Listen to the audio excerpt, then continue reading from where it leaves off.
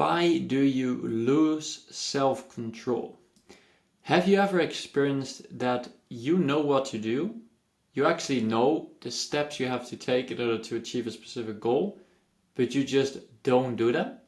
Or you experience doubt that grows incredibly fast, so you are not sure about something, and a minute later you're questioning your entire life existence, you're questioning whether you're doing the right things, you're questioning whether you should not try out a different business model, whether you should try and get a job or try and, proceed with the university degree you're pursuing instead of dropping out, which is what you plan to do.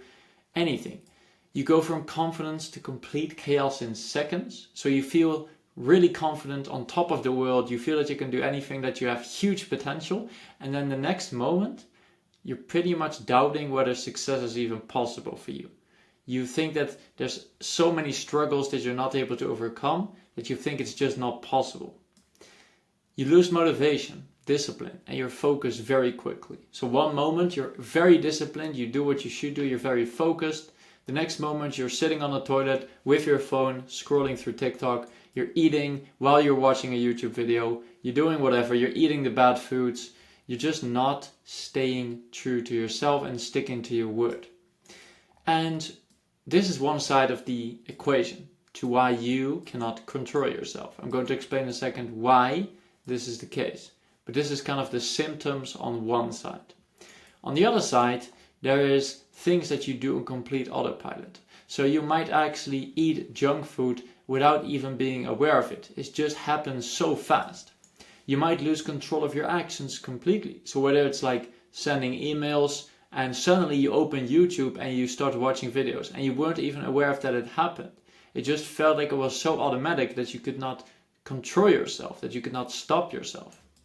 And you wonder, is this out of my control? These behaviors, these destructive behaviors, are they out of my control? The answer is no. It is within your control.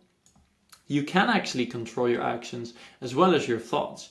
You can easily do what you should without the resistance that you probably have experienced. You can grow without constant cycles of chaos and confidence. Your journey doesn't have to look anything like this. Who said that this is the only way that you can actually grow? Do you believe that there's actually a more seamless way to grow? Do you believe that perhaps the people who achieve success don't go through this constant up and down cycle? Because I can tell you that if you have to rely on this kind of cycle stuff in order to grow, it's going to be incredibly hard. And most people that are successful, surprisingly enough, are probably not that much smarter than you. They probably don't work harder than you. They just know about some stuff which you don't. One of the things I'm going to tell you about today is one of those things. And you might think that the answer is meditation. So you might have heard some people say, it's very good to start a habit of meditation because then you can also become a little bit more calm. You can control your emotions and control your thoughts. And you might have already started, for example, by just setting timers for 10 to 30 minutes, 10 to 20 minutes, focusing on your breath, just trying to observe your thoughts and focus on your breath. But that hasn't really gotten the results you wanted. Otherwise, you probably wouldn't be watching this video. And certainly, this did not get the results for me. I actually meditated for about 3 years, I think, 2 years, and I still had problems with this. So meditation did not help me. The answer is by understanding the following. Something which I call the attention skill. So what you're doing when you're meditating is really just focusing your attention on your breath. You're trying to not focus your attention on your thoughts. And an incredibly useful model that I personally use to control my actions, control my thoughts, to make sure that I don't fall prey to these destructive behaviors, is by actually using this attention skill. Whenever you have a problem, whenever you cannot control yourself, you're going to be either too dominant on the left side or the right side. So you have to imagine that this is a scale. And yeah, kind of a scale, you could say something like this, but you can kind of get the point. It's kind of like a slider, a scale. And what happens is whenever you lose control of your thoughts, you're too dominant on the right side. You're too much in the inner dimension. I'm going to explain in a second what this means. whenever you cannot control your actions, whenever they happen so quickly that you weren't even aware of what was happening, then you're too much in the outer dimension. So the inner dimension basically represents your thoughts, your mental world. When you completely lose track of what you were doing and you were like completely lost in thought, thinking about something, then you're too stuck in the inner dimension.